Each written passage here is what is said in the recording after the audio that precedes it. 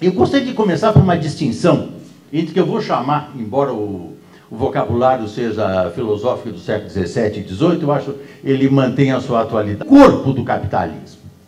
O corpo do capitalismo é a organização das relações econômicas voltada para o lucro, para os bens materiais, ou seja, para os bens tangíveis, em relação daquilo que nós vamos considerar relações normais de compra e venda, onde intervém diretamente a satisfação material. Isso normalmente aparece no nosso discurso político, ou em políticas governamentais, como uma política, digamos, macroeconômica, onde os interesses materiais estão sendo basicamente satisfeitos. Quer dizer, os grandes grupos empresariais, entidades empresariais, estão muito contentes com esse governo. Por quê? Ele realmente tem setores que tiveram lucros extraordinários nos últimos 8 anos e tendem a se acomodar com essa situação. Por quê? Quando mais não seja, porque eles têm que pensar nos seus acionistas, pensam nos seus interesses mais imediatos e terminam por identificar o capitalismo com o seu corpo. Ou seja, entendendo o seu corpo como uma economia de mercado no sentido da troca dos bens materiais. Agora, o capitalismo é muito mais que isso. O capitalismo se caracteriza pelos bens imateriais, pelos bens intangíveis. Ou seja, pela liberdade de escolha em seu amplo sentido. Ou seja, liberdade de escolha que muitas vezes nós vemos assim, cerceada diretamente no Brasil. Peguem a coisas tão anodinas, política da Anvisa que a pessoa não pode comprar um remédio do outro lado do balcão. Ou seja, por quê? Não somos idiotas? Quer dizer, somos incapazes de escolher um remédio para dor de cabeça, por exemplo? Quer dizer, estamos somando por estúpidos, né? Ou seja, que o Estado deve dizer tudo aquilo que nós devemos fazer e como nós devemos nos comportar. Agora, isso é muito mais complicado, porque a questão da liberdade de escolha, ela aparece nessas coisas anódinas, a política da Anvisa, a escolha do remédio, o cinto de segurança e outros assuntos do mesmo tipo. Agora, é muito mais ampla, por quê? Implica a liberdade de escolha de uma religião, de um parceiro ou de uma parceira amorosa, ou seja, diz respeito também a questões propriamente existenciais. E aí é que entra, fundamentalmente, a liberdade de expressão. Embora ela se situe, bem entendido, um dos bens materiais, são empresas, elas defendem ou têm como o seu instrumento os bens imateriais, ou seja, a liberdade de expressão e a liberdade de pensamento. E, portanto, o que preocupa é que pode-se estabelecer uma dissociação entre os bens materiais, o capitalismo enquanto economia de mercado, e o cerceamento da liberdade de escolha e o cerceamento da liberdade de expressão via formas, entre outras, de controle social ou de controles populares ou de Conselho Federal de Jornalismo, que foi uma tentativa, felizmente, mal sucedida no Brasil alguns anos atrás. Qual é o problema aí?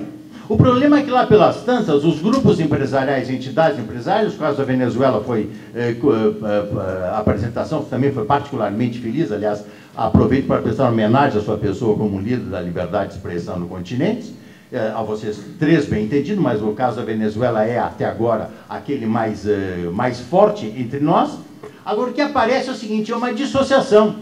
Lá pelas tantas as pessoas estão se preocupando, os grupos empresariais, as entidades empresariais, estão se preocupando, com razão, aliás, não é uma crítica, se preocupam com os seus interesses materiais mais imediatos e estão se esquecendo daquilo que é o espírito mesmo do capitalismo. Ou seja, a afirmação da liberdade de escolha, a afirmação da liberdade de expressão. Então, o que é que nós temos aqui? Nós temos uma situação entre, por exemplo, em que os direitos humanos podem, inclusive, vir a ser utilizados como uma expressão a partir da qual nós todos estaríamos de acordo. Quem é contra os direitos humanos aqui? Ninguém, né?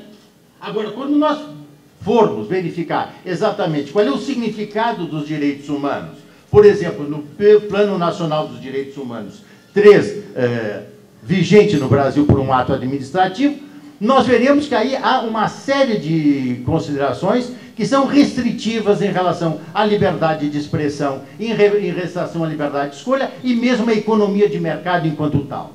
Ou seja, o que nós estamos vivendo no Brasil, e por isso que eu acho, doutor Roberto Tivita, João Roberto, tão importante a questão hoje dos meios de comunicação, porque é aqui que está sendo jogado agora o jogo, por assim dizer, do espírito do capitalismo. Ou seja, os meios de comunicação vão se afirmar como instrumentos, como os baluartes das liberdades, ou vão se acomodar a determinados interesses materiais, como tem acontecido, infelizmente, nos países latino-americanos.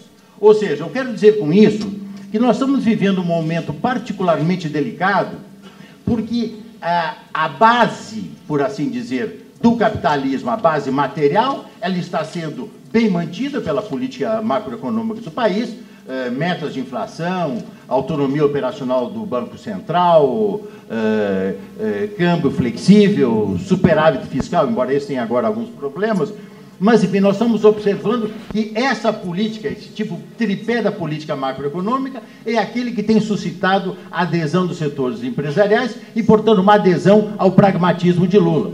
Agora, há todo um outro setor que diz respeito ao direito de propriedade, que é a questão quilombola, invasões do MST, questões indígenas, que são questões absolutamente centrais no Brasil hoje, que implicam transformações fundiárias e econômicas e sociais da maior importância, que parece como uma questão apenas, entre aspas, de direitos humanos.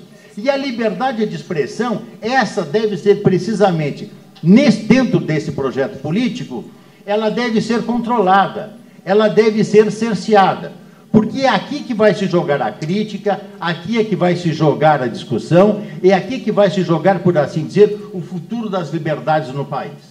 Então, a questão fundamental consiste, no meu entender, no fato de que o espírito do capitalismo e a liberdade de expressão estão sendo minados no país, progressivamente minados.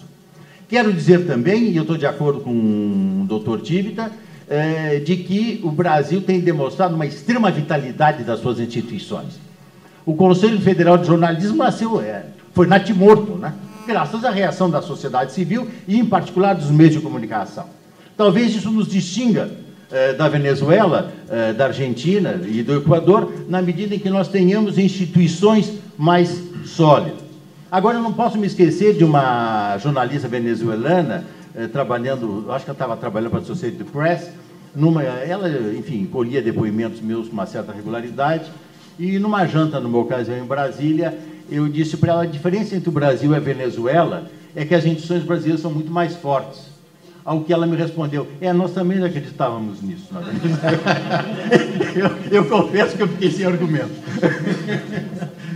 Ou seja, que eventualmente aquilo que seja hoje uma crença nossa, um wishful thinking, talvez, nosso também, corresponda a uma situação que esteja mudando radicalmente. Então, para concluir, o grande perigo que eu vejo hoje é que as entidades empresariais, as grandes empresas e a sociedade civil, mas eu me refiro basicamente ao setor econômico aqui, o setor econômico está tendo muitas satisfações materiais do ponto de vista imediato. Imediatamente a situação está muito boa. A pergunta é a seguinte, será que esse mesmo setor, ou esses mesmos setores, não estão botando a corda no pescoço a médio e a longo prazo? Muito obrigado.